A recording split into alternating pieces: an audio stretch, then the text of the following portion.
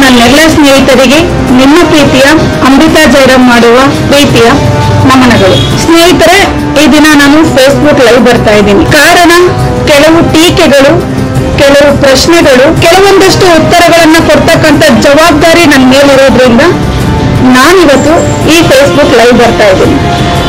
ಇತ್ತೀಚಿನ ದಿನಗಳಲ್ಲಿ ನನ್ನ ಕೆಲಸಗಳನ್ನ ತಾವೆಲ್ಲರೂ ಕೂಡ ಗಮನಿಸ್ತಾ ಬಂದಿರ್ತೀರ.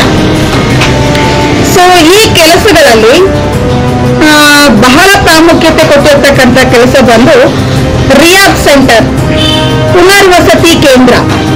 ಇನ್ನೊಂದು ಹೆಸರಾಗಿ ದುಡ್ಡು ಮಾಡುವ ಸಲುವಾಗಿ ಹುಟ್ಟುಕೊಂಡಿರುವ ಮದ್ಯ ವ್ಯಸನಿಗಳ ಜೀವದ ಜೊತೆ ಚೆಲ್ಲಾಟವಾಡುತ್ತಿರುವ, ದಂಧೆ ನಡೆಸಲು ಸ್ಥಾಪಿಸಿಕೊಂಡಿರುವ ಕಚೇರಿ ಅಂತ ಕರಿಬಹುದು.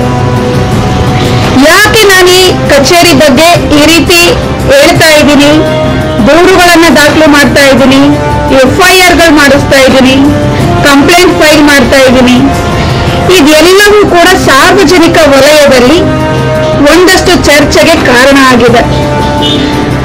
ಸೊ ಈ ಚರ್ಚೆ ವಿಚಾರದಲ್ಲಿ ಕೆಲವೊಂದಷ್ಟು ಟೀಕೆಗಳು, ಕೆಲವೊಂದಷ್ಟು ಪ್ರಶ್ನೆಗಳು ಕೂಡ ಬಂದಿದೆ. ಅಮೃತಾ ಜಯರಾಮ್ ಅವರ ನಡೆ ಹುಡುಗರನ್ನ ರಕ್ಷಣೆ ಮಾಡೋದ್ರ ಕಡೆಗ? ನಿಮ್ಮ ಗುರಿ ಹುಡುಗರನ್ನ ರಕ್ಷಣೆ ಮಾಡೋದಾ, ಮದ್ಯ ವ್ಯಸನಿಗಳನ್ನ ಕಾಪಾಡೋದಾ? ಈ ರೀತಿ ಕೆಲವೊಂದಷ್ಟು ಪ್ರಶ್ನೆಗಳು ನನಗೆ ಈಗಾಗಲೇ ಟೀಕೆಗಳು, ಪ್ರಶ್ನೆಗಳು ಕೂಡ ಬಂದಿದೆ. ಸ್ನೇಹಿತರೆ, ಕುಡಿತದ ಬಗ್ಗೆ ಪ್ರತಿಯೊಬ್ಬರಿಗೂ ಗೊತ್ತಿರೋ ವಿಚಾರನೇ. ನೀವು ಹೇಳಿದಾಗೆ ಕುಡುಕರಿಂದ ಬಹಳಷ್ಟು ಸಮಸ್ಯೆ ಆಗುತ್ತೆ, ಕುಟುಂಬದಲ್ಲಿ ನೆಮ್ಮದಿ ಕಳ್ಕೊಳ್ಳುತ್ತೆ. ಹೌದು, ಎಲ್ಲವೂ ಸರಿನೇ. ಆದ್ರೆ ಒಬ್ಬ ವ್ಯಕ್ತಿ ಕುಡಿತಾ ಇದ್ದಾನೆ ಅಂತ ಅಂದ್ರೆ, ಆತ ಕುಡಿತಕ್ಕೆ ದಾಸ ಆಗ್ತಾ ಇದ್ದಾನೆ ಅಂದ್ರೆ, ಸರಾಯಿ, ಮದ್ಯ ಎಲ್ಲಿಂದ ಸಿಗ್ತಾ ಇದೆ ಅವನಿಗೆ? ಅಧಿಕೃತವಾಗಿ ಸರ್ಕಾರದಿಂದ ಅವನಿಗೆ ಮದ್ಯ ಸಿಗ್ತಾ ಇದೆ.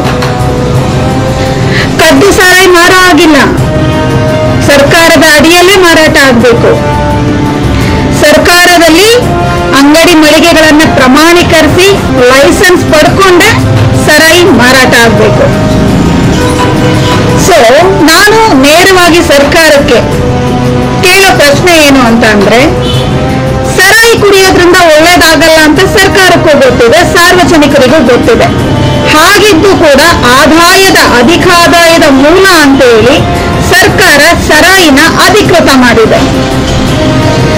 ಈಗಾಗಲೇ ನೀವು ಸರಾಯಿ ಕೊಟ್ಟು ಜನರನ್ನ ಸಾಯಿಸ್ತಾ ಇದ್ದೀರಾ, ಅವರ ಆರೋಗ್ಯದ ಮೇಲೆ ದುಷ್ಪರಿಣಾಮ ಬೀರುವಂತೆ ಮಾಡಿದ್ದೀರಾ. ಅದಾದ ಮೇಲೂ ಕೂಡ ಈ ರಿಯಾಬ್ ಪುನರ್ವಸತಿ ಕೇಂದ್ರ, ರಿಹ್ಯಾಬಿಲೇಷನ್ ಸೆಂಟರ್, ಮದ್ಯ ವ್ಯಸನ ವಿಮುಕ್ತಿ ಕೇಂದ್ರಗಳನ್ನ ಸ್ಥಾಪನೆ ಮಾಡಿಸಿದ್ದೀರಾ. ಏನು ಸ್ವಾಮಿ ನಿಮ್ಮ ಉದ್ದೇಶ ಆಗಿದ್ರೆ? ಎರಡು ರೀತಿಯಲ್ಲಿ ಸಾಯಲಿ ಅನ್ನೋದು ನಿಮ್ಮ ಉದ್ದೇಶನ? ಒಂದೇ ರೀತಿ ಪಾಪ್ಯುಲೇಷನ್ ಜಾಸ್ತಿ ಆಗ್ತಿದೆ ಅನ್ನೋ ಕಾರಣಕ್ಕೆ ಏನಾದ್ರೂ ಈ ಒಂದು ಪ್ಲಾನಿಂಗ್ ಇದೆಯಾ? ಹೇಳಿ. Next, rehab centre. Rehab centre ಅನ್ನೋದು ಹೆಸರಿಗೆ ಅದೊಂದು ರಿಹ್ಯಾಬಿಲೇಷನ್ ಸೆಂಟರ್, ಆದರೆ ಸರ್ಕಾರದಿಂದ ಅದು ಮಾನ್ಯತೆ ಪಡೆದುಕೊಳ್ಳುವುದು KPME ಅಡಿಯಲ್ಲಿ ಅದೊಂದು ಆಸ್ಪತ್ರೆ, ದವಾಖಾನೆಯಾಗಿ ನಡೆಸುವುದಕ್ಕೋಸ್ಕರ ಈ KPME ಪರವಾನಗಿ ನೀಡಿ ಸರ್ಕಾರ ಅನುಮತಿ ಕೊಡುತ್ತೆ. ಈ ಅನುಮತಿ ಪಡೆದ ಕೇಂದ್ರಗಳು ಅಥವಾ ಪಡೆಯದೇ ಇರ್ತಕ್ಕಂಥ ಕೇಂದ್ರಗಳು ಸರಿಸುಮಾರು 50ಕ್ಕೂ ಹೆಚ್ಚು ಕೇಂದ್ರಗಳನ್ನ ಈಗಾಗಲೇ ತಾವೆಲ್ಲರೂ ನೋಡ್ಕೊಂಡು ಬಂದಿದ್ದೀರಾ. ಸೊ ಈ ಕೇಂದ್ರಗಳಿಗೆ ಪರವಾನಗಿ, ಲೈಸೆನ್ಸ್ ಕೊಡುವಂತ ಸಂದರ್ಭದಲ್ಲಿ ಕೆಲವೊಂದಷ್ಟು ಪೂರಕ ದಾಖಲಾತಿಗಳನ್ನ ಪಡ್ಕೊಂಡಿರ್ತಾರೆ. ಆಸ್ಪತ್ರೆಗೆ, ಪ್ರತಿ ಆಸ್ಪತ್ರೆ, ಮಲ್ಟಿ ಸ್ಪೆಷಾಲಿಟಿ ಆಸ್ಪತ್ರೆಯಿಂದ ಹಿಡಿದು ಕ್ಲಿನಿಕ್ಗಳವರೆಗೂ ಏನು ಒಂದು ರೂಲ್ಸ್ ಅಂಡ್ ರೆಗ್ಯುಲೇಷನ್ಸ್ ಇದೆ, ಸೊ ಇದಕ್ಕೆ ಸಂಬಂಧಪಟ್ಟಂತಹ ಎಲ್ಲಾ ಒಂದು ಕ್ರಮಗಳೇನಿದೆ, ನಿಯಮಾವಳಿಗಳೇನಿವೆ, ಇದೇ ನಿಯಮಾವಳಿಗಳು, ಕ್ರಮಗಳು, ಆದೇಶ ಸುತ್ತೋಲೆಗಳು ಕೂಡ ರಿಯಾಬ್ ಸೆಂಟರ್ ಕೇಂದ್ರದ ಮೇಲೆ ಇರುತ್ತೆ. ಸೊ ಇದು ಕೂಡ ಒಂದು ಆಸ್ಪತ್ರೆಯ ರೀತಿ ಕಾರ್ಯನಿರ್ವಹಿಸಬೇಕು. ಅಲ್ಲಿ ಬರ್ತಕ್ಕಂಥ ಮದ್ಯ ವ್ಯಸನಿಗಳಿಗೆ ಆರೋಗ್ಯದ ನಿಮಿತ್ತ ಬೇಕಾದ ಸೌಲಭ್ಯಗಳನ್ನ ಕೊಟ್ಟು ಅವರನ್ನ ಈ ಮದ್ಯ ವ್ಯಸನ ದುಶ್ಚಟದಿಂದ ನಿವಾರಣೆಗೊಳಿಸಿ ಒಬ್ಬ ಮನುಷ್ಯನಾಗಿ ಆತನನ್ನ ಪರಿವರ್ತನೆ ಮಾಡಬೇಕು. ಸೊ ಇದು ಕೂಡ ಒಂದು ಆಸ್ಪತ್ರೆ. ಸೊ ಇನ್ನು ರಿಯಾಬ್ ಸೆಂಟರ್ಗಳನ್ನ ಮುಚ್ಚಿಸ್ತಾ ಇದ್ದೀರಾ. ಎಸ್, ಯಾಕೆ ರಿಯಾಬ್ ಸೆಂಟರ್ಗಳನ್ನ ಮುಚ್ಚಿಸ್ತಾ ಇದ್ದೀನಿ ಅಂದ್ರೆ, ಈಗ ನಾನು ಏನ್ ಹೇಳಿದ್ನಲ್ವಾ, ಈ ಯಾವ ಕ್ರಮಗಳನ್ನ ನಿಯಮಾವಳಿಗಳನ್ನ ಈ ರಿಯಾಬ್ ಸೆಂಟರ್ಗಳು ಪಾಲಿಸ್ತಾ ಇಲ್ಲ. ಎಕ್ಸಾಂಪಲ್, ಒಂದು ಆಸ್ಪತ್ರೆಗೆ ನಾವು ಹೋಗ್ತೀವಿ, ಕಾರಣ ಹುಷಾರಿಲ್ಲ ಅಂತ. ಒಂದು ಕ್ಲಿನಿಕ್ಗೆ ಹೋಗುವಂತ ಸಂದರ್ಭದಲ್ಲಿ ಆತನಿಗೆ ನಮ್ಗೆ ಅಲ್ಲಿ ಅಡ್ಮಿಟ್ ಆಗೋದಕ್ಕೆ ಅವಕಾಶ ಇರೋದಿಲ್ಲ. ಬೆಳಗ್ಗೆಯಿಂದ ಸಂಜೆವರೆಗೂ ಟ್ರೀಟ್ಮೆಂಟ್ ತಗೊಬೇಕು. ಸೊ ನಂತರ ನಾವು ಮನೆಗೆ ಬರ್ಬೇಕಾಗತ್ತೆ. ಇನ್ನ ಕೆಲವು ಮಲ್ಟಿ ಸ್ಪೆಷಾಲಿಟಿ ಅಥವಾ ಕೆಲವೊಂದಷ್ಟು ಅಡ್ಮಿಷನ್ ಮಾಡ್ಕೊಳ್ಳುವಂತ ಆಸ್ಪತ್ರೆಗಳಿರುತ್ತೆ. ಸೊ ಆ ಆಸ್ಪತ್ರೆಗಳಲ್ಲಿ ಆರೋಗ್ಯ ನಿಮಿತ್ತ ನಮ್ಮನ್ನ ಅಡ್ಮಿಟ್ ಮಾಡ್ಕೊಂತಾರೆ. ಸೊ ಈ ರಿಯಾಬ್ ಸೆಂಟರ್ ಹೇಗಪ್ಪ ಅಂತ ಅಂದ್ರೆ ಒಂಥರ ಹಾಸ್ಟೆಲ್ ಇದ್ದಂಗೆ. ಬೇಡ ಹಾಸ್ಟೆಲ್ ಅಂದ್ರೆ ತಪ್ಪಾಗುತ್ತೆ, ಇದೊಂದು ಜೈಲು. ಈ ಜೈಲಿನೊಳಗಡೆ ಹೋದಂತ ಸಮಯದಲ್ಲಿ ಏನಾಗುತ್ತೆ, ಮೊದಲನೇದಾಗಿ ಯಾವುದೇ ರೀತಿಯ ಕುಟುಂಬ ಸದಸ್ಯರನ್ನ ನೇರ ಭೇಟಿ ಆಗುವಂತಿಲ್ಲ. ನೋಡಿ, ಇದು ಕೂಡ ಆಸ್ಪತ್ರೆ ಅಂತ ಸರ್ಕಾರ ಇದನ್ನ ಪ್ರಮಾಣೀಕರಿಸಿ ಇದಕ್ಕೆ ಒಂದು ಲೈಸೆನ್ಸ್ ಕೊಡುತ್ತೆ. ಆದ್ರೆ ಇದರ ಒಳಗಡೆ ಹೋದ್ಮೇಲೆ ನೀವು ಯಾವ್ದಾದ್ರು ಇದನ್ನ ನಾನು ಹೇಳ್ತಾ ಇರೋ ಈ ಪಾಯಿಂಟ್ಗಳನ್ನ ನೀವು ಆಸ್ಪತ್ರೆಗೆ ಕಂಪೇರ್ ಮಾಡ್ಕೊಬೇಕಾಗುತ್ತೆ. ಇದೊಂದು ಅವೇರ್ನೆಸ್ ಜೊತೆಗೆ ಜನರಲ್ಲಿ ಒಂದು ಗೊಂದಲ. ಯಾಕೆ ರಿಯಾಬ್ ಸೆಂಟರ್ಗಳನ್ನ ಇವರು ಕ್ಲೋಸ್ ಮಾಡಿಸ್ತಾ ಇದ್ದಾರೆ, ಯಾಕೆ ಅದರ ವಿರುದ್ಧ ಇವರು ಧ್ವನಿ ಎತ್ತಿದ್ದಾರೆ, ಇದರಿಂದ ಇವ್ರ ಉದ್ದೇಶ ಆದ್ರೂ ಏನು? ಈ ಎಲ್ಲ ಪ್ರಶ್ನೆಗಳಿಗೆ ನಾನಿವತ್ತು ನಿಮ್ಗೆ ಉತ್ತರ ಕೊಡ್ತಾ ಇದ್ದೀನಿ. ಸೊ ನಾವು ಮತ್ತೆ ವಾಪಸ್ ಬರೋಣ.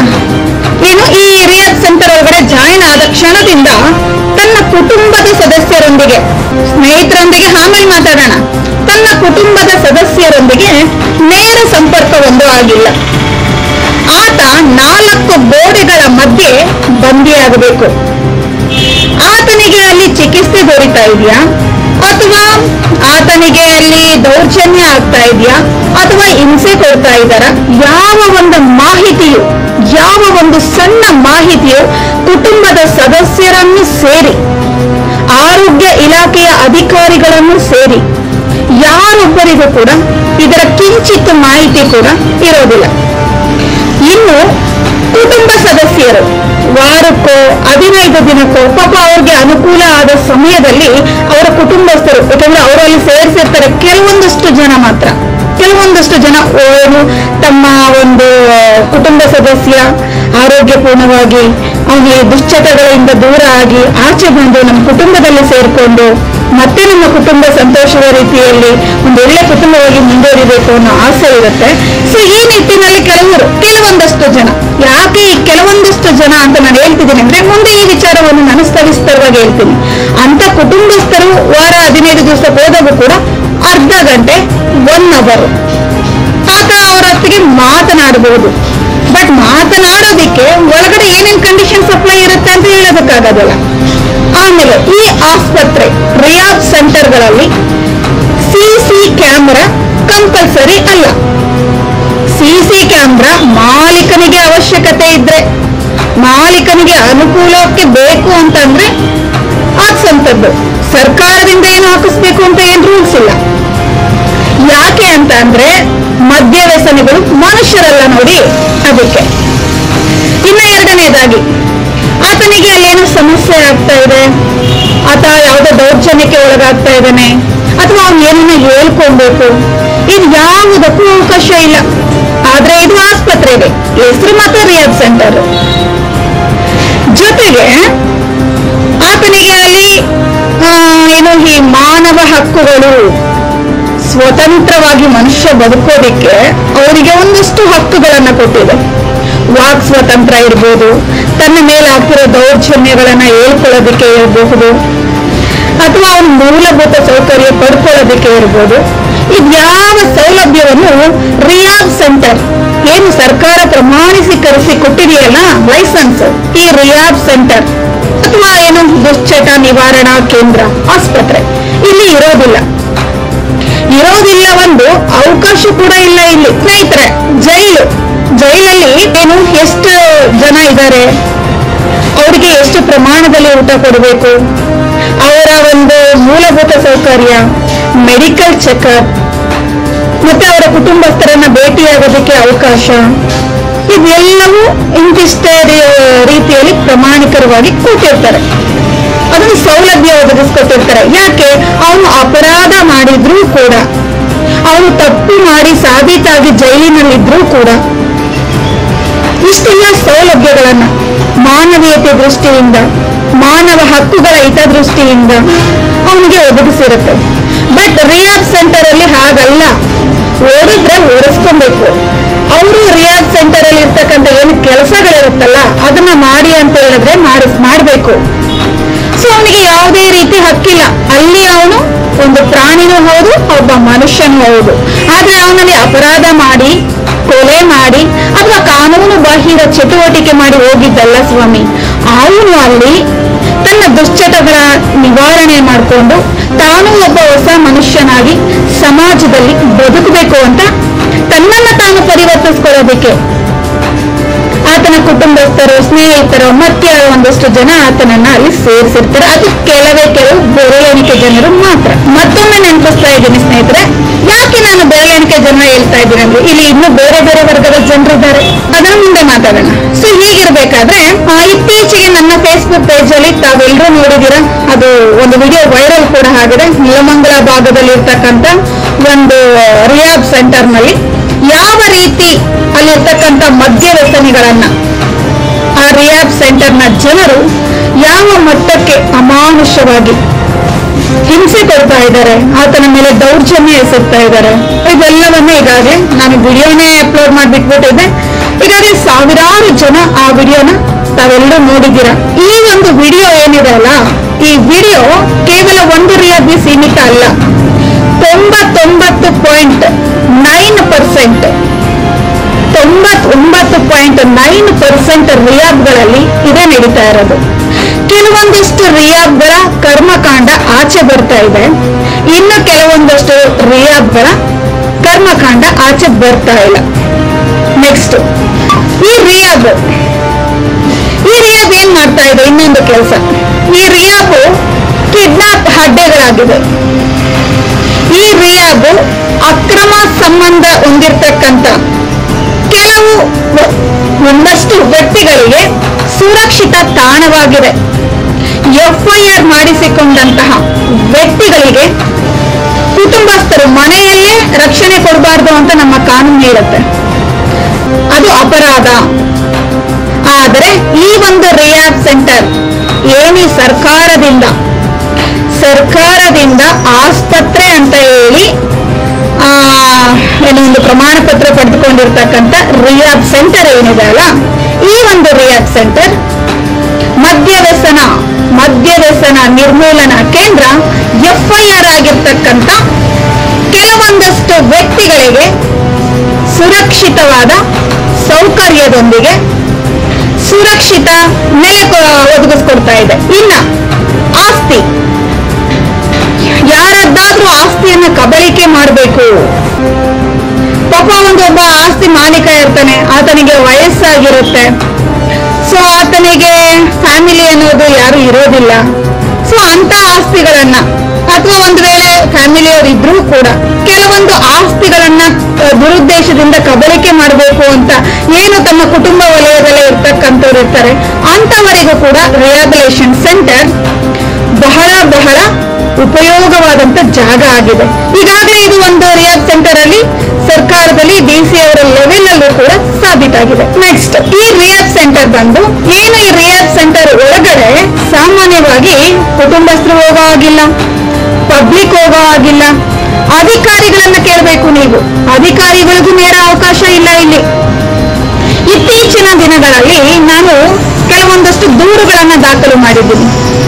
ಆ ದೂರುಗಳನ್ನ ಪರಿಶೀಲನೆಗೆ ಹೋದಂತ ಸಂದರ್ಭದಲ್ಲಿ ಅಧಿಕಾರಿಗಳು ನನಗೆ ಕೊಟ್ಟಿರೋ ಉತ್ತರ ಏನಪ್ಪಾ ಅಂದ್ರೆ, ಮೇಡಮ್ ಅದ್ರ ಓನರ್ ಇರ್ಲಿಲ್ಲ, ಲಾಕ್ ಆಗ್ಬಿಟ್ಟಿತ್ತು, ಒಳಗಡೆ ಹೋಗಿ ನಾವು ಚೆಕ್ ಮಾಡೋದಕ್ಕಾಗ್ಲಿಲ್ಲ, ಅಲ್ಲಿರ್ತಕ್ಕಂಥ ಪೇಷಂಟ್ಗಳ ಬಳಿ ನಾವು ಮಾತಾಡೋದಕ್ಕಾಗ್ಲಿಲ್ಲ, ಸೊ ಓನರ್ ಬಂದ ಮೇಲೆ ನಾವು ಹೋಗ್ತೀವಿ. ಅಧಿಕಾರಿಗಳು ಕೊಟ್ಟ ಉತ್ತರ ಸ್ನೇಹಿತರೆ. ಅಧಿಕಾರಿಗಳು ಈ ರೀತಿ ಒಂದು ಉತ್ತರನ ಕೊಡ್ತಾ ಇದ್ದಾರೆ ಅಂದ್ರೆ ನೀವು ಅರ್ಥ ಮಾಡ್ಕೊಳ್ಳಿ, ಅಲ್ಲಿನ ಸ್ಥಿತಿ ಗತಿ ಪರಿಸ್ಥಿತಿ ಯಾವ ಮಟ್ಟದಲ್ಲಿ ಇರಬಹುದು ಅಂತ. ಸರಿ, ಅಲ್ಲಿಂದ ಬಂದು ಅಧಿಕಾರಿಗಳು ಒಳಗಡೆ ಹೋಗಕ್ಕಾಗಲ್ಲ, ಮತ್ತೆ ಕುಟುಂಬಸ್ಥರು ಒಳಗಡೆ ಹೋಗೋದಿಕ್ಕಾಗೋದಿಲ್ಲ, ಸಾರ್ವಜನಿಕರಿಗಂತೂ ಅವಕಾಶ ಇಲ್ಲವೇ ಇಲ್ಲ. ಆದ್ರೂ ಕೂಡ ಇದನ್ನ ನಾವು ಆಸ್ಪತ್ರೆ ಅಂತ ಕನ್ಸಿಡರ್ ಮಾಡ್ಬೇಕು. ಯಾಕಂದ್ರೆ ಸರ್ಕಾರ ಈಗಾಗಲೇ ಇದಕ್ಕೆ ಲೈಸೆನ್ಸ್ ಕೊಟ್ಟಿದೆ ಅಲ್ಲ, ಇದನ್ನ ಆಸ್ಪತ್ರೆ ಅಂತ ಕನ್ಸಿಡರ್ ಮಾಡಿದೆ ಅಲ್ಲ.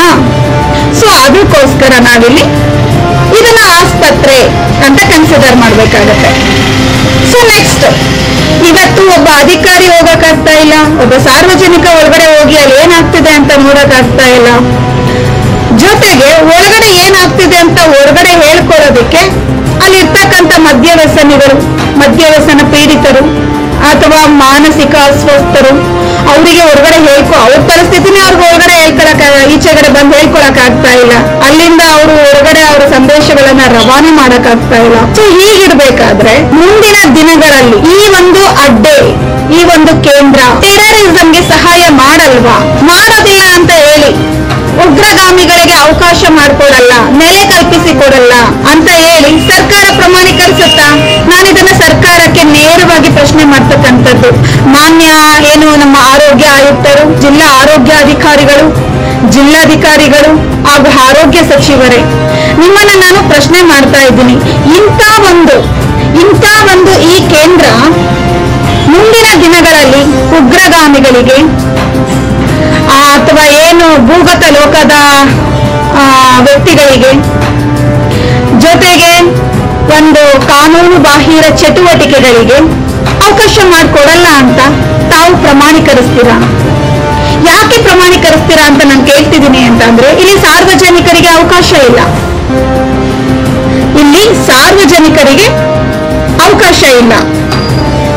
ಒಳಗಡೆ ಹೋಗಿ ನೋಡೋ ಹಾಗಿಲ್ಲ. ಸಿಸಿ ಕ್ಯಾಮೆರಾ ಅವೈಲೇಬಲ್ ಇಲ್ಲ. ಜೊತೆಗೆ ತನ್ನ ಕುಟುಂಬಸ್ಥರು ಕೂಡ ಅವ್ರು ಹೇಳಿದಂತ ಸಮಯದಲ್ಲಿ ಹೋಗಿ ಅವರನ್ನ ಭೇಟಿಯಾಗಿ ಬರ್ಬೇಕು.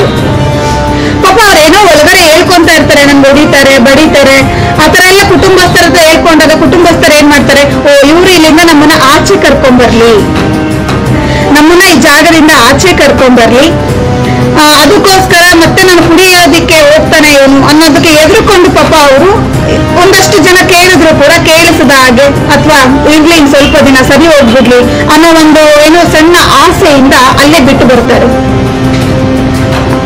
ಆದ್ರೆ ಮುಂದಿನ ದಿನಗಳಲ್ಲಿ ಆಮೇಲೆ ಅಕ್ರಮ ಸಂಬಂಧಗಳು, ಈ ಅಕ್ರಮ ಸಂಬಂಧಗಳ ವಿಚಾರ ಬಂದಾಗ ಇದು ಕೂಡ ನಾನು ಹೇಳಿದೆ ಒಂದು ರಕ್ಷಣೆ ಕೊಡ್ತಕ್ಕಂಥ ಜಾಗ ಆಗಿದೆ. ಯಾವ ರೀತಿ ರಕ್ಷಣೆ ಕೊಡ್ತೇವೆ ಅಂತಂದ್ರೆ, ಗಂಡ ಆದಂತ ವ್ಯಕ್ತಿ ತಾನು ಯಾವುದೋ ಒಂದು ಅಕ್ರಮ ಸಂಬಂಧನ ಇಟ್ಕೊಂಡಾಗ ಹೆಂಡತಿ ಮೇಲೆ ಯಾವುದೋ ಒಂದು ಆರೋಪಗಳನ್ನ ಹಾಕಿ ಆಕೆಯನ್ನ ದೂರ ಮಾಡಬೇಕು. ಆದ್ರೆ ಕಾನೂನು ಪ್ರಕಾರವಾಗಿ ದೂರ ಆಗೋದಕ್ಕೆ ಅವಕಾಶ ಸಿಗ್ತಾ ಇಲ್ಲ. ಸೊ ಅಥವಾ ಆಸ್ತಿ ಇನ್ಯಾವುದೋ ಒಂದು ನಿಮಿತ್ತ ಏನ್ ಮಾಡ್ತಾನೆ, ತಗೊಂಡೋಗಿ ರಿಯಾಬ್ ಸೆಂಟರ್ ಅಲ್ಲಿ ಹಾಕ್ತಾರೆ.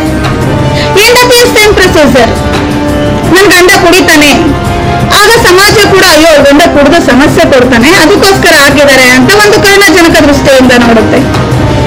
ಸೊ ಈ ನಿಲುವಲ್ಲೂ ಕೂಡ ಈ ಕೇಂದ್ರಗಳು ಗಂಡ ಹೆಂಡತಿಯನ್ನ ತಗೊಂಡೋಗಾಕಂಥದ್ದು, ಹೆಂಡತಿ ಗಂಡನನ್ನ ತಗೊಂಡೋಗಾಕಂಥದ್ದು, ಅಥವಾ ಯಾವುದೋ ಆಸ್ತಿಗಳನ್ನ ಪಡೆದುಕೊಳ್ಳೋದಿಕ್ಕೆ ಅಕ್ರಮವಾಗಿ ದುರುದ್ದೇಶದಿಂದ ಆಸ್ತಿಗಳನ್ನು ಪಡೆದುಕೊಳ್ಳೋದಕ್ಕೂ ಕೂಡ ಈ ಕೇಂದ್ರಗಳನ್ನ ಬಳಸಿಕೊಳ್ಳಲಾಗ್ತದೆ ಅನ್ನೋದು ಸಾರ್ವಜನಿಕ ವಲಯದಲ್ಲಿ ಬಹಳಷ್ಟು ಜಗಜ್ಜಾಹೀರಾದಂತ ವಿಚಾರ ಆಗಿದೆ.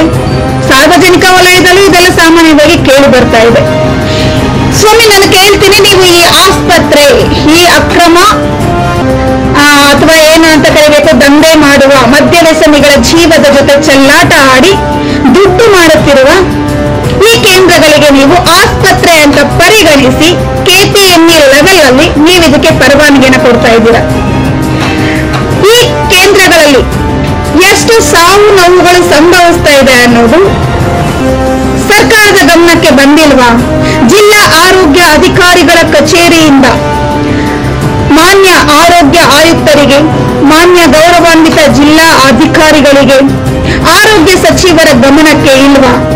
ಅಥವಾ ಸರ್ಕಾರವು ಕೂಡ ಕೇವಲ ದುಡ್ಡು ಮಾಡುವ ಸಲುವಾಗಿ, ನಿಮಗೆ ಆದಾಯ ಬೇಕು ಅನ್ನೋ ಸಲುವಾಗಿ ಜನರನ್ನ ಹಿಂಸೆ ಪಡಿಸೋದಕ್ಕೆ ಅಥವಾ ಜನರನ್ನ ಸಾಯಿಸೋದಕ್ಕೆ ಸೃಷ್ಟಿ ಮಾಡ್ಕೊಂಡಿರೋ ಈ ಕೇಂದ್ರಗಳಿಗೆ, ಈ ಅಡ್ಡೆಗಳಿಗೆ ನೀವು ಪರ್ಮಿಷನ್ ಕೊಡ್ತಾ ಇದ್ದೀರಾ?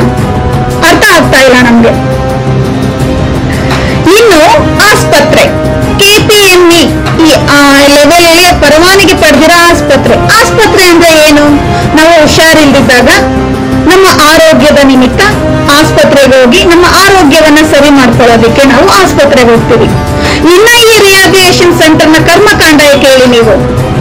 ಈ ರಿಹಾಬ್ ಸೆಂಟರ್ ಬೆಳಗ್ಗೆಯಿಂದ ಸಂಜೆ ಹೋಗಿ ಬರ್ತಕ್ಕಂಥ ಆಸ್ಪತ್ರೆಯಲ್ಲೇ ಡಾಕ್ಟರ್ ಕಂಪಲ್ಸರಿ ಇರ್ತಾರೆ.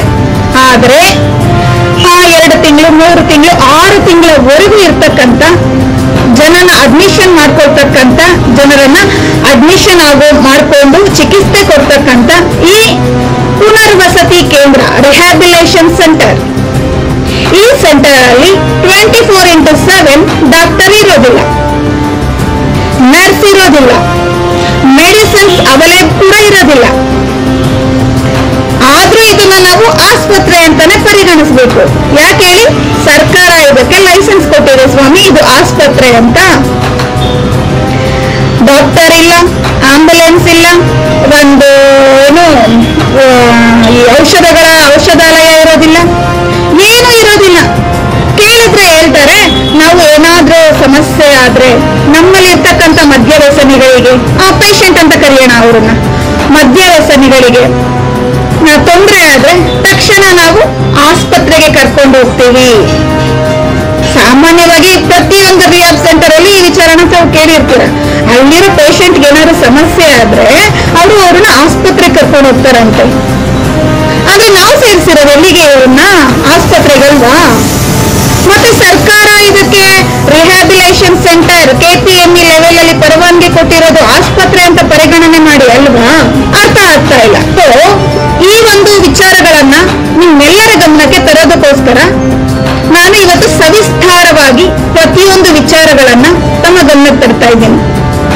ಒಂದು ಕಿಡ್ನಾಪ್ ಇರಬಹುದು, ಮತ್ತೆ ಅಕ್ರಮ ಆಸ್ತಿ ಗಳಿಕೆ ಮಾಡೋದಕ್ಕಿರಬಹುದು, ಪ್ರಾಣಗಳು ಹೊರಟೋಗಿದೆ ಅಲ್ಲಿ ಅದಕ್ಕಿರಬಹುದು, ಇನ್ನು ಅನೇಕ ರೀತಿಯಾಗಿ ಒಂದು ಏನು ಯಾವ ಪದದಲ್ಲಿ ಕರಿಬೇಕು ಇದನ್ನ, ಜೈಲ್ ಅಂತ ಕರೆದ್ರೆ ತಪ್ಪಾಗುತ್ತೆ. ಅಲ್ಲಿ ಕೂಡ ಒಂದು ಕಾನೂನಿನ ಒಂದು ಕ್ರಮಗಳಿರುತ್ತೆ. ಇಲ್ಲಿ ಯಾವುದೇ ಕಾನೂನು ಕ್ರಮ ಇಲ್ಲ. ನಮ್ಮ ಮಾನವ ಹಕ್ಕುಗಳ ಸಂರಕ್ಷಣೆ ಮಾಡೋದಿಕ್ಕೆ ಅಂತ ಹೇಳಿ ಬೇಕಾದಷ್ಟು ಸಂಘಟನೆಗಳು, ಸರ್ಕಾರದಿಂದ ಸಂಸ್ಥೆಗಳು ಎಲ್ಲವೂ ಇದೆ. ಆದ್ರೆ ಇದ್ಯಾವುದು ಅವರ ಕಣ್ಣಿಗೆ ಕಾಣ್ತಾ ಇಲ್ವಾ? ಅದು ಕೂಡ ಗೊತ್ತಾಗ್ತಾ ಇಲ್ಲ. ಸೊ ನೆಕ್ಸ್ಟ್, ಈ ಒಂದು ರಿಹ್ಯಾಬಿಲಿಟೇಷನ್ ಸೆಂಟರ್ಸ್ ಇಷ್ಟು ಹೆಮ್ಮರವಾಗಿ ಬೆಳೆಯೋದಿಕ್ಕೆ ಕಾರಣ ಏನು? ನೇರ ಕಾರಣ ಸರ್ಕಾರ ಮತ್ತು ಸರ್ಕಾರದ ಆರೋಗ್ಯ ಇಲಾಖೆಯ ಅಧಿಕಾರಿಗಳು. ಬೇರೆ ಯಾರು ಕಾರಣ ಅಲ್ಲ ಸ್ವಾಮಿ. ಇದಕ್ಕೆ ಕಾರಣ, ಇದರ ಸೃಷ್ಟಿಗೆ ಕಾರಣ, ಇವತ್ತು ಇದು ಈ ಹಂತಕ್ಕೆ ತಲುಪಿರೋದಕ್ಕೆ ಕಾರಣ ಆರೋಗ್ಯ ಇಲಾಖೆಯ ಅಧಿಕಾರಿಗಳು.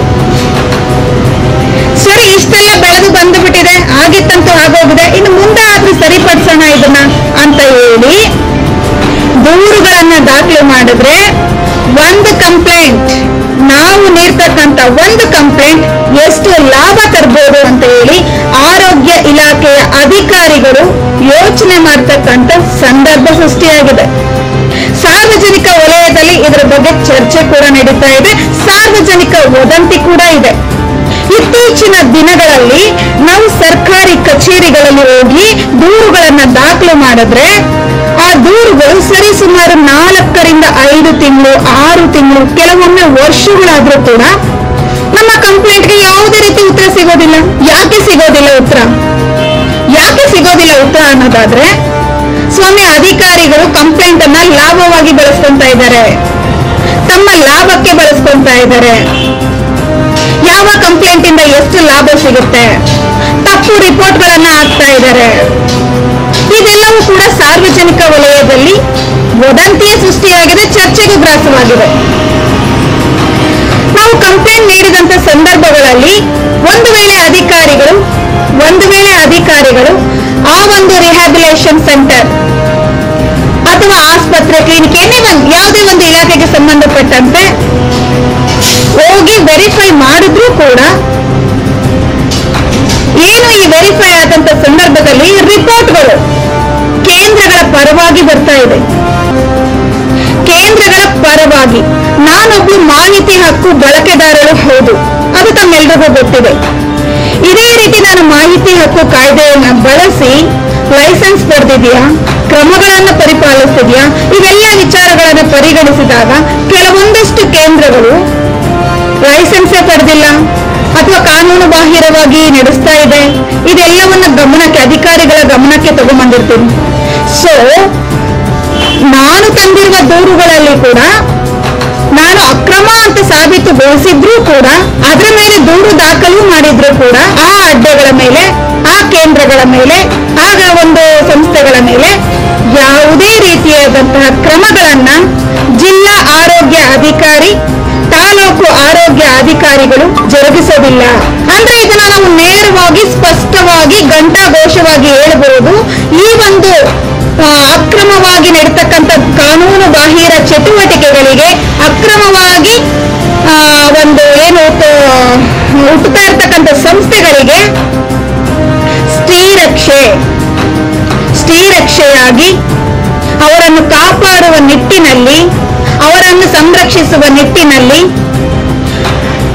ಆರೋಗ್ಯ ಇಲಾಖೆಯ ಅಧಿಕಾರಿಗಳು, ಆಯುಕ್ತರನ್ನು ಹೊರತುಪಡಿಸಿ, ಗೌರವಾನ್ವಿತ ಜಿಲ್ಲಾಧಿಕಾರಿಗಳನ್ನ ಹೊರತುಪಡಿಸಿ, ಸಚಿವರನ್ನ ಹೊರತುಪಡಿಸಿದ್ರೆ, ಯಾಕೆ ಅಂದ್ರೆ ಈ ಒಂದು ಇಲಾಖೆಯಿಂದ ದಾಖಲೆಗಳು, ರಿಪೋರ್ಟ್ಗಳು ಹೋದಾಗ ಮಾತ್ರ ಮೇಲಧಿಕಾರಿಗಳಾದ ಆಯುಕ್ತರಿರಬಹುದು, ಕಮಿಷನರ್, ಡಿಸಿ ಅವರು ಅಥವಾ ನಮ್ಮ ಮಿನಿಸ್ಟರ್ ಅವರಿಗೆ ತಲುಪುವಂಥದ್ದು. ಆದರೆ ಇಲ್ಲಿ ಏನಾಗ್ತಿದೆ ಅಂತಂದ್ರೆ, ಬಹಳ ಸ್ಪಷ್ಟವಾಗಿ ಈ ಮಾತನ್ನು ತಾವು ಪರಿಗಣನೆಗೆ ತಗೊಳ್ಬೇಕು. ಜಿಲ್ಲಾ ಆರೋಗ್ಯ ಅಧಿಕಾರಿಗಳನ್ನು ಒಳಗೊಂಡಂತೆ ತಾಲೂಕು ಆರೋಗ್ಯ ಅಧಿಕಾರಿಗಳು ಅಥವಾ ಅವರ ತಂಡ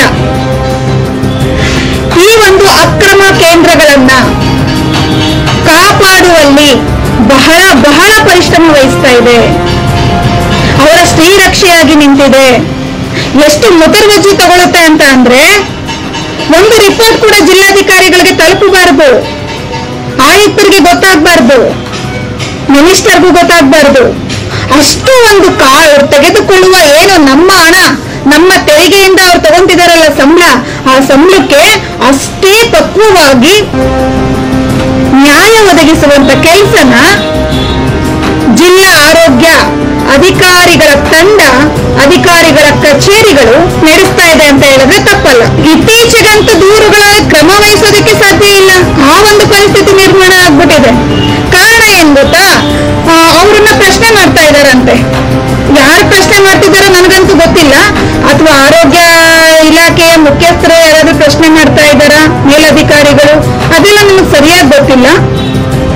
ಆದ್ರೆ ಅವ್ರ ಅಧಿಕಾರಿಗಳು ಹೇಳೋದು, ಮೇಡಮ್ ನಾವು ನಿಮ್ಮ ಕಂಪ್ಲೇಂಟ್ಗಳನ್ನ ಮೂವ್ ಮಾಡೋದಕ್ಕೆ ಹೋದ್ರೆ ಎಲ್ರೂ ಅವ್ರ ಜೊತೆ ಶಾಮೀಲಾಗಿದ್ದೀರಾ ಅಂತ ಕೇಳ್ತಾರೆ ಮೇಡಮ್ ನಮ್ಗೆ, ಅದಕ್ಕೆ ನಾವು ನಿಮ್ಮ ಕಂಪ್ಲೇಂಟ್ಗಳನ್ನ ಡಿಲೇ ಮಾಡ್ತಾ ಇದ್ದೀವಿ. ಮಾಹಿತಿ ಹಕ್ಕು ಕಾಯ್ದೆ ಬಳಸಿ ನಾನು ಅನಧಿಕೃತ, ಅಕ್ರಮ ಅಂತ ಸಾಬೀತುಗೊಳಿಸಿದ್ದೀನಿ ಸ್ವಾಮಿ. ಅನಧಿಕೃತ, ಅಕ್ರಮ ಅಂತ ಸಾಬೀತಾಗಿರೋ ಕೇಂದ್ರಗಳ ಮೇಲೆ ಕಾನೂನು ರೀತಿಯಾಗಿ ಕ್ರಮ ತೆಗೆದುಕೊಳ್ಳಿ ಅಂತ ಅಂದ್ರೆ ಅವ್ರು ಕೇಳ್ತಾರೆ, ಇವ್ರು ಕೇಳ್ತಾರೆ ಅಂತೀರಾ. ನೀವು ಅವರು ಇವ್ರಿಗೆ ಉತ್ತರ ಕೊಡೋದನ್ನ ಬಿಟ್ಟು ಕಾನೂನು ಪ್ರಕಾರವಾಗಿ ಮುಂದುವರಿರಿ, ಕಾನೂನು ದಾಖಲೆಗಳನ್ನ ಕೇಳಿದವರಿಗೆ ಉತ್ತರವಾಗಿ ಕೊಡಿ ಅಂತ ಹೇಳಿದ್ರೆ, ಆಯ್ತು ಮೇಡಮ್ ನಾವು ಮಾಡ್ತೀವಿ, ನಾವು ಕ್ರಮ ವಹಿಸ್ತೀವಿ. ಇದೇ ವಿಚಾರವಾಗಿ ಸಾರ್ವಜನಿಕ ವಲಯದಲ್ಲಿ ಇತ್ತೀಚಿನ ದಿನಗಳಲ್ಲಿ ಬಹಳ ಸ್ಪಷ್ಟವಾಗಿ ವದಂತಿಯಾಗುತ್ತಿರುವ ವಿಚಾರ, ಅಧಿಕಾರಿಗಳು ಲಂಚ ಪಡೆಯುತ್ತಿದ್ದಾರೆ. ರಿಪೋರ್ಟ್ ಹಾಕೋದಿಕ್ಕೆ ಅಥವಾ ವೆರಿಫೈಗೆ ಹೋಗೋದಿಕ್ಕೆ ಹೋದಂತ ಸಂದರ್ಭದಲ್ಲಿ ಅವರಿಂದ ಹಣ ಪಡೆದು, ಎನಿ ಒನ್ ಡಿಪಾರ್ಟ್ಮೆಂಟ್ ಬಗ್ಗೆ ಹೇಳ್ತಾ ಇದ್ದೀನಿ ನಾನು, ಎನಿ ಒನ್ ಡಿಪಾರ್ಟ್ಮೆಂಟ್. ಸೊ ಏನ್ ಹೇಳ್ತಾ ಇದ್ದಾರೆ, ನಾವು ಹಣ ಪಡೆದುಕೊಂಡು ರಿಪೋರ್ಟ್ಗಳನ್ನ ಸರಿ ಇದೆ ಅಂತ ರಿಪೋರ್ಟ್ ಆಗ್ತಾ ಇದ್ದಾರೆ. ಸ್ವಾಮಿ, ನಾನು ನಮ್ಮ ಈ ಸರ್ಕಾರಕ್ಕೆ ನೇರವಾಗಿ ಪ್ರಶ್ನೆ ಮಾಡ್ತೀನಿ. ಈ ವಿಚಾರಗಳನ್ನ ಆಗಲೇ ನಾನು ಕರ್ನಾಟಕ ಮುಖ್ಯ ಜಾಗೃತಿ ದಳದ ಗಮನಕ್ಕೆ ತಂದಿದ್ದೇನೆ, ಆರೋಗ್ಯ ಆಯುಕ್ತರ ಗಮನಕ್ಕೆ ತಂದಿದ್ದೇನೆ, ಗೌರವಾನ್ವಿತ ಜಿಲ್ಲಾಧಿಕಾರಿಗಳ ಗಮನಕ್ಕೆ ತಂದಿದ್ದೇನೆ. ತಂದಿದ್ದೇನೆ. ಹಾಗೂ ನಾಳೆ ಅಥವಾ ನಾಡಿದ್ರಲ್ಲಿ ಮಿನಿಸ್ಟರ್ ಅವರ ಗಮನಕ್ಕೂ ಕೂಡ ಖುದ್ದು ನಾನು ಅವರನ್ನ ಭೇಟಿಯಾಗಿ ಅವರ ಗಮನಕ್ಕೂ ಕೂಡ ಈ ವಿಚಾರಗಳನ್ನ ತೆಗೆದುಕೊಂಡು ಬರ್ತೇನೆ.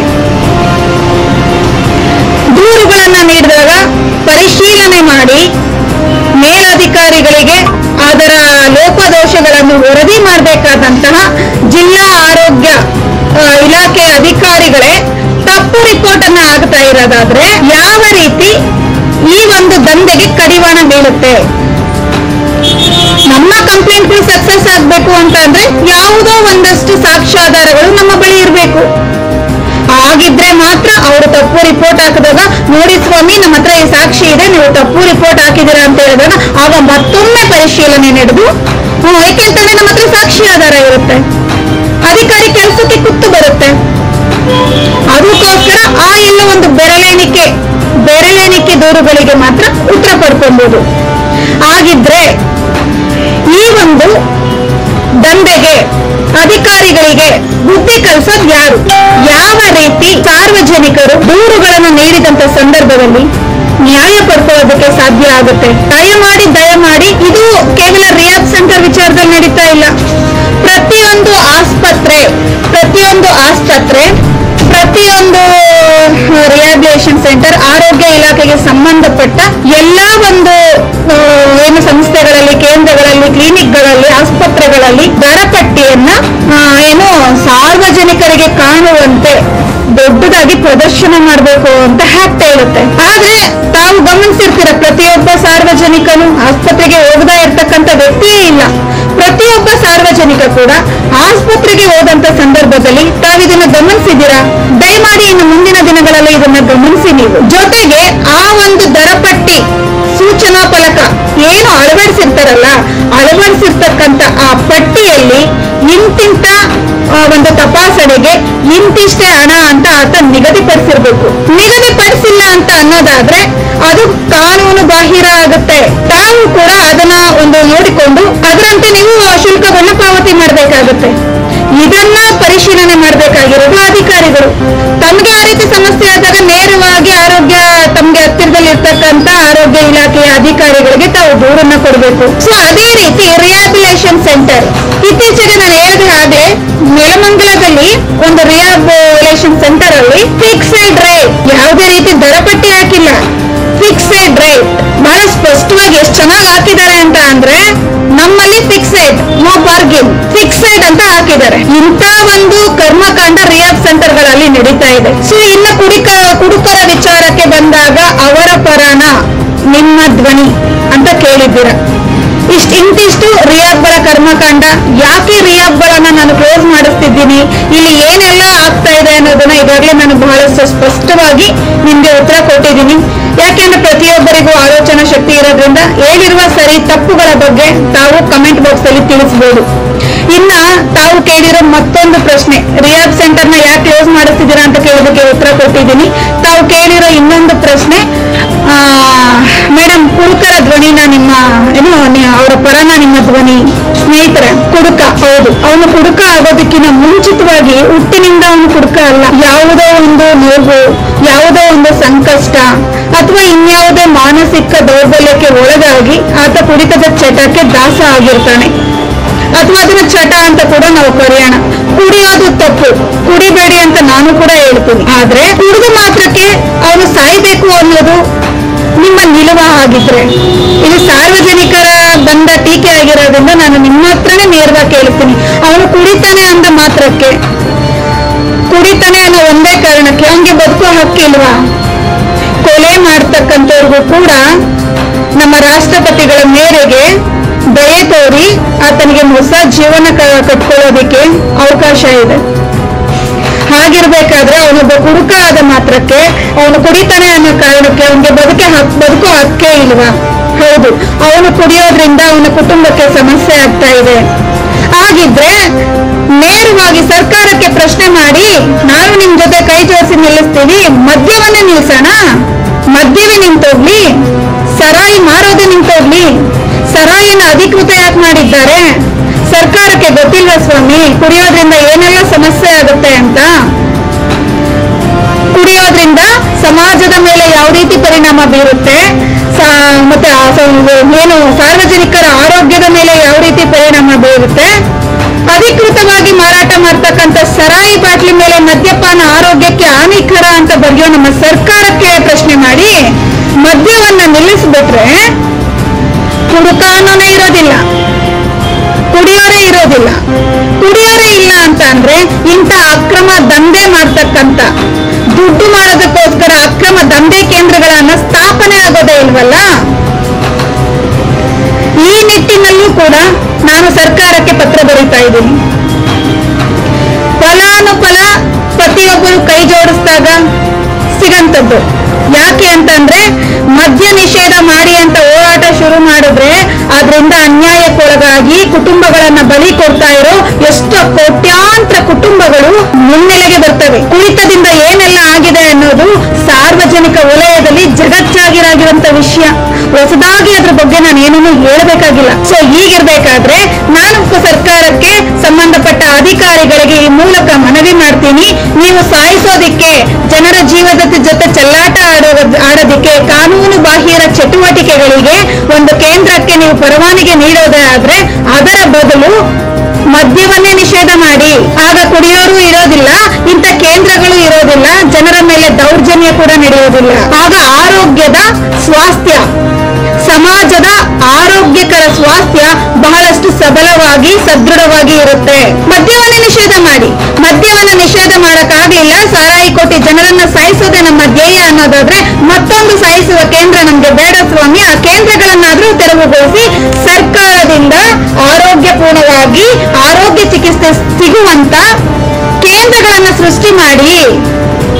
ಹಾಗೆ ನೋಡಿದ್ರೆ ಇಷ್ಟು ಲಾಭ ಪಡಿತಿರ್ತಕ್ಕಂಥ ಈ ಸರ್ಕಾರ ಏನಿದೆ, ಆ ಸರ್ಕಾರ ಈ ನಿಲುವನ್ನು ತಗೊಬೇಕು. ಈ ರೀತಿ ಮದ್ಯವ್ಯಸನ ಪೀಡಿತರಾಗಿ ಮಾನಸಿಕವಾಗಿ ದೈಹಿಕವಾಗಿ ದೌರ್ಬಲ್ಯಕ್ಕೆ ಒಳಗಾಗ್ತಿರ್ತಕ್ಕಂಥ ಮದ್ಯವ್ಯಸನಿಗಳಿಗೋಸ್ಕರ ಒಂದು ಕೇಂದ್ರವನ್ನ ಸರ್ಕಾರದ ಒಂದು ಅಡಿಯಲ್ಲೇ ನಿರ್ಮಾಣ ಮಾಡಿ. ಒಂದು ರಿಯಾಬ್ನ ಬೆಲೆ ಎಷ್ಟು ಗೊತ್ತಾ? ಒಂದು ರಿಯಾಬ್ನಲ್ಲಿ ಒಬ್ಬ ವ್ಯಕ್ತಿ ತಾನು ಆರೋಗ್ಯ ಚಿಕಿತ್ಸೆ ಪಡಿಬೇಕು ಅಂತ ಅಂದ್ರೆ ಒಂದು ತಿಂಗಳಿಗೆ 15,000ವರೆಗೂ ಚಾರ್ಜಸ್ ಆಗ್ತಾ ಇದೆ. ಅದರ ಬದಲು ಸರ್ಕಾರದ ಅಡಿಯಲ್ಲಿ ಈ ಒಂದು ಕೇಂದ್ರಗಳನ್ನ ನಿರ್ಮಾಣ ಮಾಡೋದ್ರಿಂದ ಇಲ್ಲಿ ಜನರ ಜೀವವನ್ನು ಉಳಿಸ್ದಾಗುತ್ತೆ, ಜನರಿಗೂ ಒಳ್ಳೇದಾಗುತ್ತೆ. ಬಡವರ ಕುಟುಂಬದ ಮಕ್ಕಳು ಬಂದು ಇಲ್ಲಿ ಸೇರ್ತಾ ಇರೋಂಥದ್ದು. ಚಟಗಳಿಗೆ ದಾಸರಾಗಿರೋದು ಬಡವರ ಮಕ್ಕಳು, ಯಾರು ಶ್ರೀಮಂತ ಕೋಟ್ಯಾಧಿಪತಿ ಮಕ್ಕಳಲ್ಲ. ಬಡವರ ಮಕ್ಕಳು ಈ ಒಂದು ಪುನರ್ವಸತಿ ರಿಹ್ಯಾಬಿಲಿಟೇಷನ್ ಸೆಂಟರ್ ಅಲ್ಲಿ ಬಂದು ಜಾಯಿನ್ ಆಗಿರೋಂಥದ್ದು. ಅವರ ಒಂದು ಏನು ಉಪಟಳ ತಡೆಯಕ್ಕಾಗದೆ ಕರ್ಕೊಂಬಂದು ಅವ್ರ ಕುಟುಂಬಸ್ಥರ ಇನ್ಯಾರೋ ಮತ್ತಾರೋ ಅಲ್ಲಿ ಸೇರಿಸಿದ್ರೆ ಫ್ರೀಯಾಗಿ ಟ್ರೀಟ್ಮೆಂಟ್ ಕೊಡ್ತಾ ಇಲ್ಲ ಈ ಕೇಂದ್ರಗಳು. ಈ ಕೇಂದ್ರಗಳಲ್ಲಿ ಒಬ್ಬರಿಗೆ 15,000ರಿಂದ 20,000ವರೆಗೂ ಹಣ ಪಡ್ಕೊಂತಾ ಇದ್ದಾರೆ. ಇದ್ರ ಬದಲು ಸರ್ಕಾರದಿಂದಲೇ ಇಂಥ ಕೇಂದ್ರಗಳನ್ನ, ಆಸ್ಪತ್ರೆಗಳನ್ನ ನೀವು ನಿರ್ಮಾಣ ಮಾಡೋದ್ರಿಂದ ಕಡಿಮೆ ಫೀಸ್ ಅಲ್ಲಿ ಅವರಿಗೆ ಚಿಕಿತ್ಸೆ ಕೊಡಿ.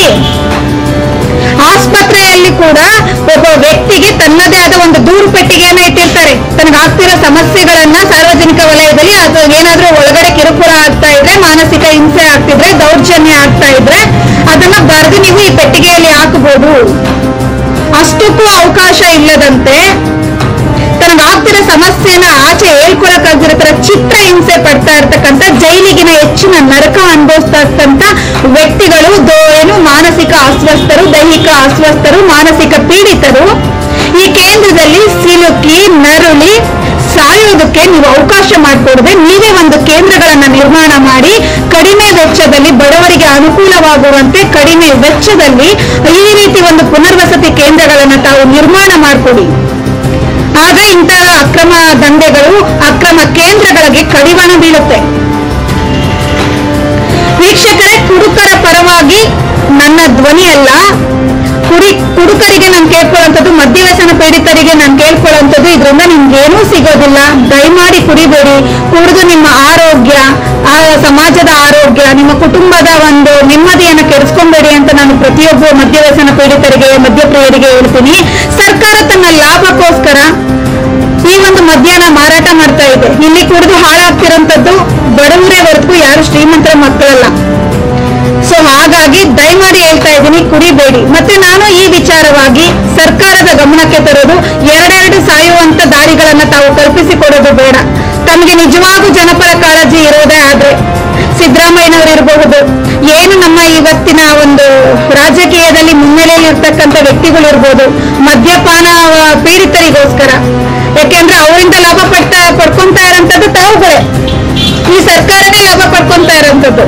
ಅದಕ್ಕೆ ಅಂತ ನೀವು ಏನು ಬೇಕಾದಷ್ಟು ಯಾವ್ದಪ್ಪ ಅದು ಎಕ್ಸರ್ಸೈಸ್ ಡಿಪಾರ್ಟ್ಮೆಂಟ್, ಅಬಕಾರಿ ಇಲಾಖೆಗಳನ್ನೇ ಸೃಷ್ಟಿ ಮಾಡಿರ್ತಕ್ಕಂಥ ತಾವುಗಳು ದಯಮಾಡಿ ಇದರಿಂದ ಮಾನಸಿಕ ಅಸ್ವಸ್ಥ, ಆರೋಗ್ಯದಲ್ಲಿ ಏರುಪೇರಾಗ್ತಿರ್ತಕ್ಕಂಥ ವ್ಯಕ್ತಿಗಳು ಕೂಡ ಚಿಕಿತ್ಸೆ ಪಡೆಯೋದಿಕ್ಕೆ, ಗುಣಮುಖರಾಗೋದಿಕ್ಕೆ, ಈ ಒಂದು ವ್ಯಸನದಿಂದ ಆಚೆ ಬಂದು ನಾನು ತನ್ನನ್ನು ತಾನು ಬದಲಾಯಿಸ್ಕೊಂತೀನಿ ಅಂತ ಮನಸ್ಥಿತಿ ಬರ್ತಕ್ಕಂಥ ವ್ಯಕ್ತಿಗಳಿಗೆ ಅವಕಾಶ ಕಲ್ಪಿಸ್ಕೊಡಿ. ಅದು ಕೂಡ ಸರ್ಕಾರದ ಅಡಿಯಲ್ಲಿ, ಕಡಿಮೆ ವೆಚ್ಚದಲ್ಲಿ.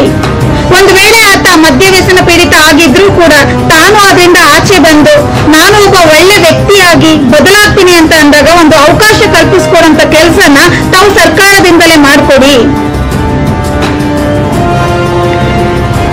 ಸೊ ವೀಕ್ಷಕರೇ, ತಮ್ಮ ಎಲ್ಲ ಟೀಕೆಗಳಿಗೆ, ತಮ್ಮ ಎಲ್ಲ ಪ್ರಶ್ನೆಗಳಿಗೆ ಸವಿಸ್ತಾರವಾಗಿ ಬಹಳ ಸಮಯ ತಗೊಂಡು ಉತ್ತರ ಕೊಟ್ಟಿದ್ದೀನಿ ಅಂತ ನಾನು ಭಾವಿಸ್ತೀನಿ.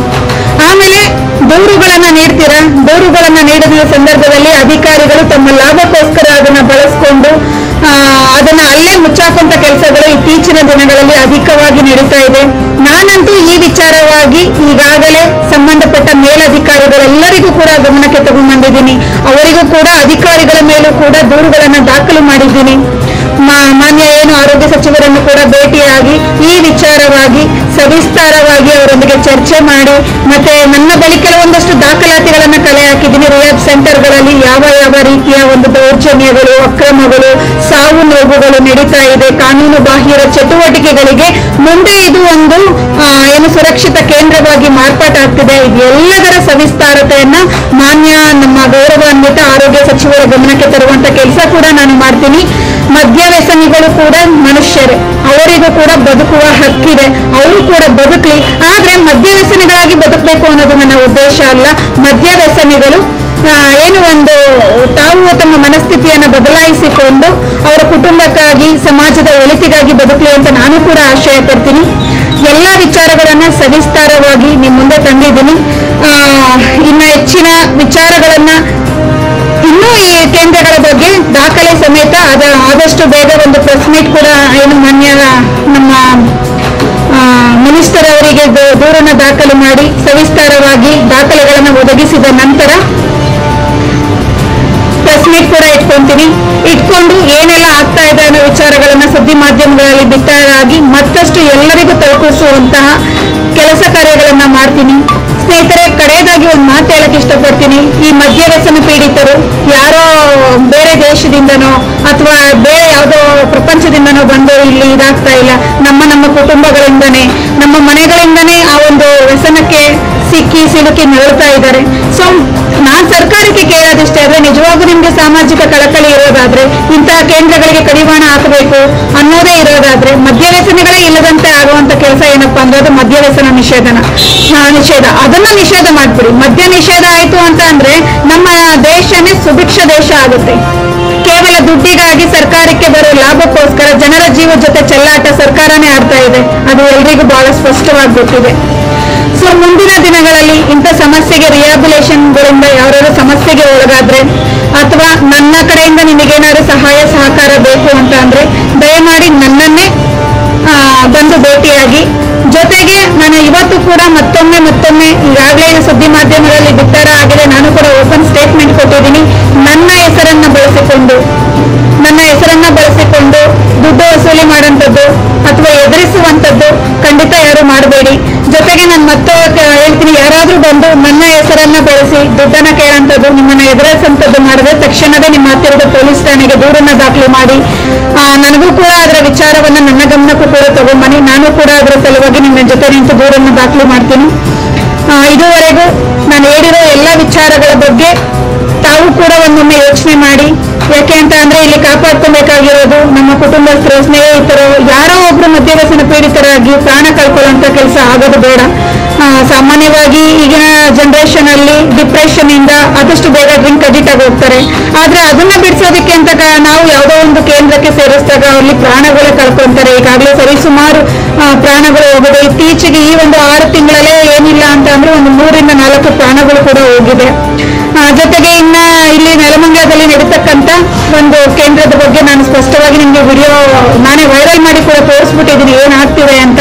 ಸೊ ಇದೆಲ್ಲದಕ್ಕೂ ಕಡಿವಾಣ ಹಾಕಬೇಕು ಅಂತ ಅಂದ್ರೆ ರಿಯಾಬ್ ಸೆಂಟರ್ಗಳು ಸ್ಥಗಿತ ಆಗಬೇಕು. ಕರ್ನಾಟಕದಲ್ಲಿ ಸಂಪೂರ್ಣವಾಗಿ ರಿಹ್ಯಾಬಿಲೇಷನ್ ಸೆಂಟರ್ ಬ್ಯಾನ್ ಆಗಬೇಕು. ಒಂದು ವೇಳೆ ಮದ್ಯವ್ಯಸನ ಪೀಡಿತರ ಬಗ್ಗೆ ಸರ್ಕಾರಕ್ಕೆ ಒಂದು ಅರಿವಿದ್ದಿದ್ದಾದ್ರೆ, ಅವರ ಬಗ್ಗೆ ಒಂದು ಚಿಂತನೆ ಇದ್ದಿದ್ದೇ ಆದ್ರೆ ದಯಮಾಡಿ ಸರ್ಕಾರೇತರ ಕೇಂದ್ರಗಳನ್ನ, ಸರ್ಕಾರೇತರ ಆಸ್ಪತ್ರೆಗಳನ್ನ ಇಂಥವರಿಗೋಸ್ಕರ ತೆರವು ಮಾಡಿ ಅಂತ ನಾನು ಈ ಮೂಲಕ ಸರ್ಕಾರಕ್ಕೆ ಪ್ರಾರ್ಥನೆ ಮಾಡ್ತೀನಿ. Thank you. ನಿಮ್ಮ ಪ್ರೀತಿಯ ಅಮೃತ ಜಯರಾಮ್.